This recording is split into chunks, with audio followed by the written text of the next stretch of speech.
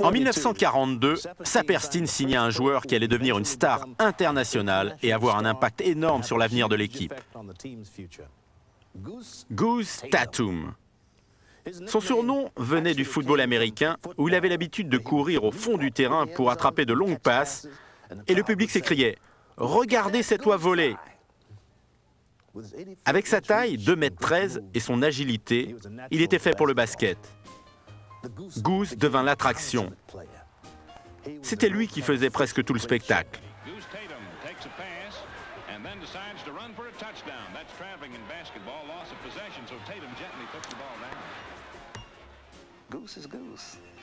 Goose est Goose, il était unique. Il avait des bras qui n'en finissaient pas et il mettait toujours des blousons 2 fois trop petits pour bien montrer ses longs bras.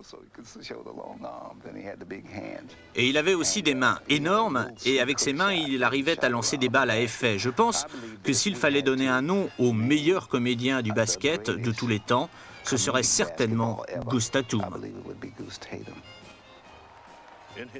Quand il en avait le temps, Tatum se rendait dans les cirques pour observer les grands clowns et en tirer des idées. Il prenait l'art d'être drôle très au sérieux. Ses numéros sont devenus une légende.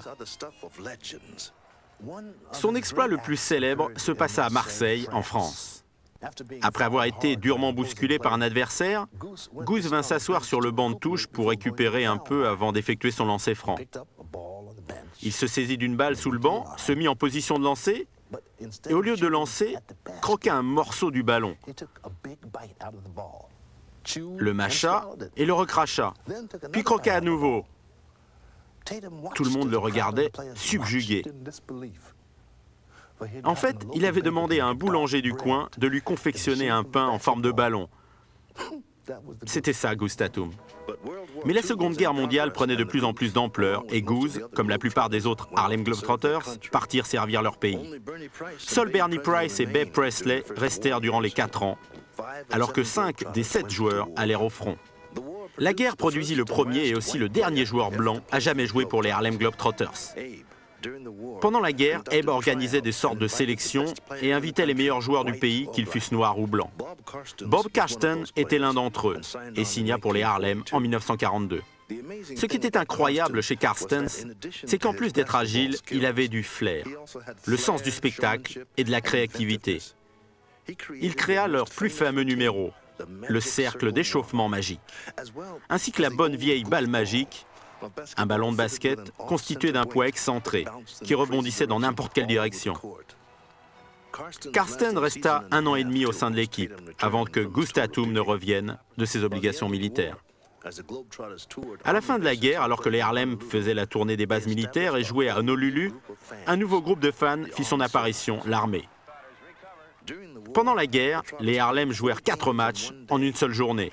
Ils avaient conclu un accord avec la marine américaine et en respectant cet accord, ils établirent un record encore inégalé pour le plus grand nombre de matchs effectués en un jour par une équipe professionnelle.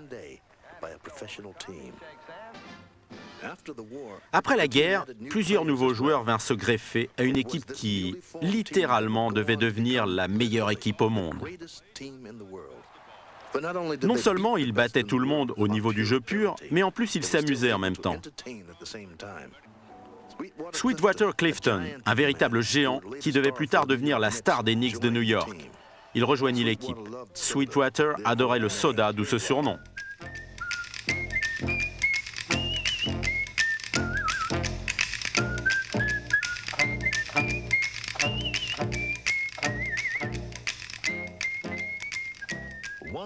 L'un de ces joueurs devint également une véritable légende du basket. C'est Marcus Hance, le meilleur dribbleur de tous les temps.